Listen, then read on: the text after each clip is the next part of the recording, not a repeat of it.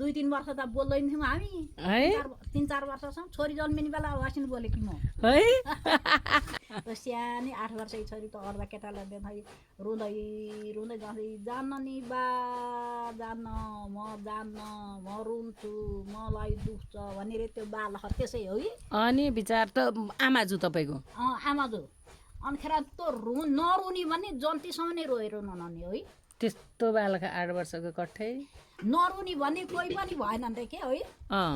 मलाई रुनु लाग्छ अगाडि अनि विचार सुन्दै डोलीमा हाल्थ्यो त्यति बेला उनी गएको डोली थियो क्या सुकाएर लुनु सुकाउने घोरो सुकाउने जस्तो होइन डोली त देखाएको थियो थिएन त छ डोली अहिले त फिल्ममा देख्न पाइन्छ नि अनिखेर हाम्रा साइला भएको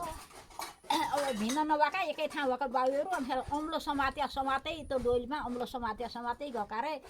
2 कोस बाटो जति हिँडेछन् निराइछन् है आमा निराइछन् अम्लो छोडेर अनिखेर फर्केर घर आएछन् उनीलाई लिएर गए हाम्रो बिहा त के हुनु दिनु हो बुवाले मेरा माग्न गए कि गएनन् माग्न गए कि गएनन् जानु हो नि ससुरा कति 2-3 खेप जानु हो नि पछाडि बेर घर पछाडि कुरुमिनु त्यस्तो थियो कि दिपकको लिएर गएर होइन मेरा वा सुमनाममा मामा हुनुहुन्थ्यो है अनिखेर मेरा माग्न अरू आएका थिए धनी सम्पत्ति भएका मान्छे आएका थिए मुद्दा मामला गर्ने खाल आएका थिए त्यस्ता है माग्न चाहिँ अपनाइ छोरी माग्न जाने राम्री छ भनेर भन्दाखेरि अब माग्न आइरहेका है अनि त्यसो भनेपछि अनि म दिन्न त्यो धनञ्जयको सन्तान भन्ने मुद्दा मामला गर्ने त्यस्तो खाललाई मेरी छोरी दिन्न हामी त्यस्तो खालका होइनौँ हामीलाई सोझो कुटुम्बमा चाहिन्छ सज्जन खालको भनेर अनि हाम्रा बुढा ससुरा चाहिँ सज्जन खालका अनिखेर पहिलेदेखि नातो पनि भएका छन् हाम्रा ससुराहरू र हाम्रा बुढी सासु र हाम्रा आमा दिदी बहिनी फुपू भदै जस्ता छन् वा हो कि पहिल्यै पोखरेलका छोरी हो कि पूर्वका 3-4 दिन लाएर हिँडेर बिहे गरेर ल्याएको मेरो बुवाले ल्याएको छ है अनिखेर त्यो साइनाले हाम्रा ससुरालाई दाई गर्नुभएको छ हाम्रा आमाले हो कि अनिखेर हाम्रा बुवालाई ज्वाइँ भनेर गोडा पनि ढौरिएका हाम्रा ससुराले मैले आँखाले देखेको अनिखेर त्यहाँबाट मेरा मामा उहाँ कान्छा मामा सुमनामबाट आएर अनि हाम्रा आमालाई दिनु मन नलाग्यो पहिलेको साउने अब पुस्ता छुट्याएर हुन्छ दिदी दिन यति पुस्ता भइसक्यो 15-16 पुस्ता यो बहिनीपट्टिबाट हुन्छ भन्नुभयो मामाले है आएर के सोझो कुटुम्ब भनेर बरु गरिब पनि सोझालाई दिन्छु भन्नुभएको हाम्रा बुवाले मेरो घर गरिब पनि थियो धनीलाई दिए मेरा दिदी चाहिँ है अनि बुवाले चाहिँ त्यसो भन्नुभएको अनि त्यसो भनेपछि गरिब भयो नि म बरु गरिबलाई दिन्छु धनीलाई दिन्न धनीलाई दिएर दुःख पाइ छोरीले भन्नुभयो कि उहाँ दुःख पनि कुटे हो अरे ठुली छोरीलाई अनि हजुरकी दिदीलाई चाहिँ मेरो बरु म गरिबलाई दिन्छु धनीलाई दिन्न यो मुद्दा मामला गर्नेलाई म छोरी दिन्न भन्नु के मेरा बुवाले मामा आउनु त अनि जाउँ न फलानालाई भेट्न भन्नुभयो मामाले र ससुरा नाउँ गरेर है भन्नुभयो अनि गए जाउँ त जाउँ भनेर जानुभएको अनि यति पुस्ता भयो हजुरहरूको र हाम्रो भनेर हजुरआमा नि हुनुहुन्थ्यो अनि त्यस्तो पुस्ता छुट्याएर अनि मलाई दिनुभएको भनेपछि तपाईँको हजुरआमा के थरी कसकी छोरी पोखरेलकी छोरी मेरो आमा पनि पोखरेलकी छोरी उहाँको हजुरआमा पनि ए दुईटै पोखरेल सुमनाम हो माइती सुमनाम भन्छ अब उहाँ उसबाट नि तल्तरी के भने त दिदी बहिनीका फुपू भदै जस्ता भएका थिए साइनो चाहिँ गाउँको एउटै घरको होइन नि गाउँघरको अनिखेर गाउँघरको पनि साइनो चाहिँ त्यस्तै लगाइराख्यो के पहिला त थोरै मान्छे अब साइनो ओल्ला गाउँ पल्ला गाउँ पनि त साइनै हुन्थ्यो नि त्यही साटो भर्ना गर्ने चलन थियो साटो गर्नलाई अनिखेर साटो हाम्रो बुवाहरूलाई नथाप्ने हो कि उहाँका दिदी बहिनी दिएर मेरा दाजुभाइलाई नहुने एउटै घरमा साटो नगर्ने यता दिएर उहाँले हाम्रा ससुराले केटी माएर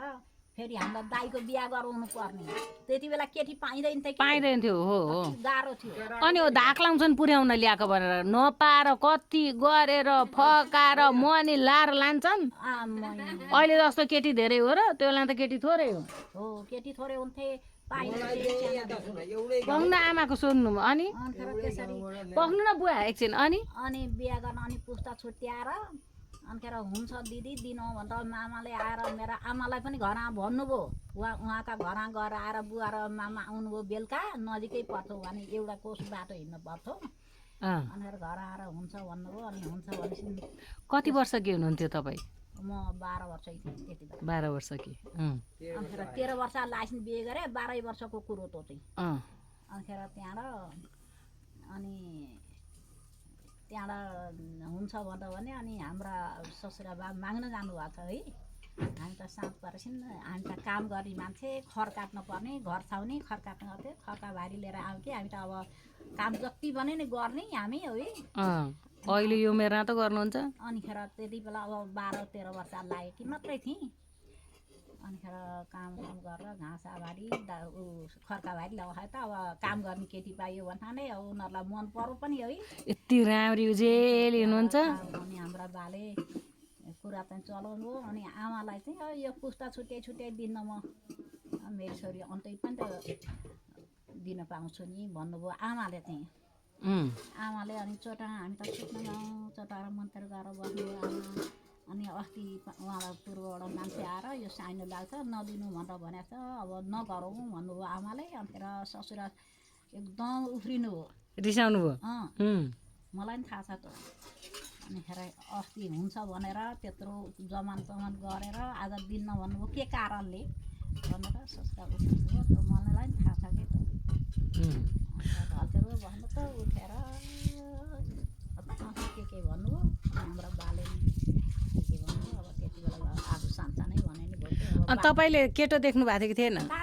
बिहे गर्न जाँदाखेरि देख्यो नि हो कालो थियो कि गोरो थियो कि अल्गो थियो कि होचो थियो कि बुढो थियो कि भर्खरको थियो कि? बुढो र सुढो भने अब अहिलेको जमाना अब 2-3 वर्ष त बोल्दैन थियौँ हामी है 3-4 वर्षसम्म छोरी जन्मिने बेला वासिन बोले कि म है नबोल्ने अनि के बिहा गरेर लिएर जाँदा के गर्नुभयो त? अनि बोल्दै नबोली ससुराहरू अरू हुनुहुन्छ काम हो त्यही काम गर लो केही न केही सोल जहिले मान्छेलाई केही न केही मुन्डोबाट आएर हिँड्थ्यो उनीहरू नि अनि मुन्डोबाट हेर्ने एकै ठाउँ बस्ने बोल्ने चलन थियो त त्यति बेला कहाँ पाउनु सँगै बस्न गर्न पाइँदैन थियो है लाग्छ कोसँग बस्नु अन्त हिँड्नु अनि माया लाग्थ्यो कि लाग्दैन थियो आमा? लाग्दैन थियो त्यति बेला त मलाई है देखेपछि मुन्टो बटारिहाल्नुहुन्थ्यो तपाईँ पनि उनीहरू त बटार चाहिँ मन किन बटार्नु नि बुढीले भने सुन्न पाए भयो नि म पनि सुनौँला। बुवा आमाले भनेको कुरा सबै सही हो त? आमालाई देख्नु भएको थियो कि थिएन? देखाएको थिएन। कस्ती थिए डेढी थिए कि? बुवा कति वर्षको हुनुहुन्थ्यो तपाईँ? 17 वर्षको। त्यही गाउँमा पढ्न जान्थेँ अर्कै घरमा बस्नु पर्यो अर्कै घरमा बस्थेँ त्यहाँ चिनजान नै थिएन कि चिनजान थिएन। अनि त्यो बेलामा यसो राम्रो फुलेको फुल त सबैले हेर्थे भमरा केटा मान्छेलाई भमरा भन्छन् तपाईँले चाहिँ यसो कोही केटी मन पराउनु भएको थियो कि थिएन? केटी हेर्ने बेलै बखतै भएको थिएन। अनि 17 वर्ष त अनि यसो हेर्नु न ससुरा 12 मामा ससुरा बुढा मलाई दिन मन हिँडिहार छन् मलाई दिन मन हिँडिहार छन् मैले स्कुल आउँदाखेरि बाटा भेट भयो अनि सबै कुरो घर बुवा कहाँ हुनुहुन्छ के कहाँ हुनुहुन्छ मलाई सोधपुछ गर्नुभयो उहाँहरूले अनि बुवा घरै हुनुहुन्छ यता भने बाबु कता त स्कुल हिँड्यो कि कता हिँड्नुभयो यता त मलाई अल्म ल्यायो निकै आधा घन्टा त्यो अल्म ल्यायो कि बाटा हिँड्दाखेरि उनीहरूले मलाई निकै कुरा बेला मन पर्यो त्यहाँ हेरिहाल्छ म त कालो ढिङ्गर काम लगाएँ थिएँ नि है हो त्यो अन्त त्यहाँ उनीहरूले हेरिहाल्छ। यस्तो गोरो हुनुहुन्न थियो? अब यस्तै हुनु त यस्तै होला नि अलिक यस्तै उजेली चन्द्रमा यता हेर्नु त आमा यति उजेली चन्द्रमा जस्तै आमा पाउँदा त हाम्रो बाउ दङ्ग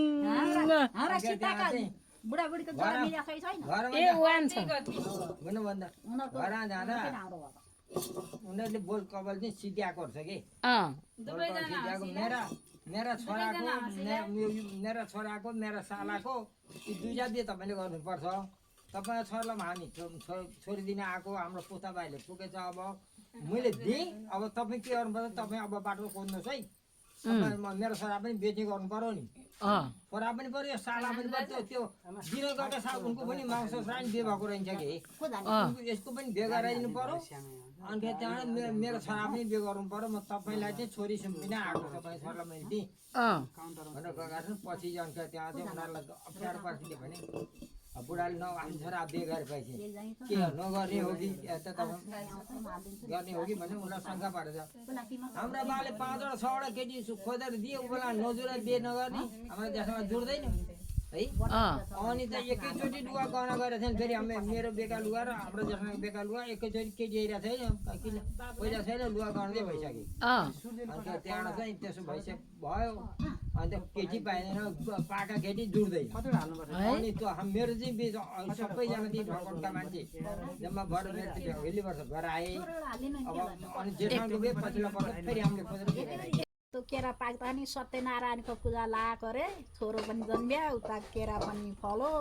अनि छोरी पनि ल्याए अनि पूजा लाए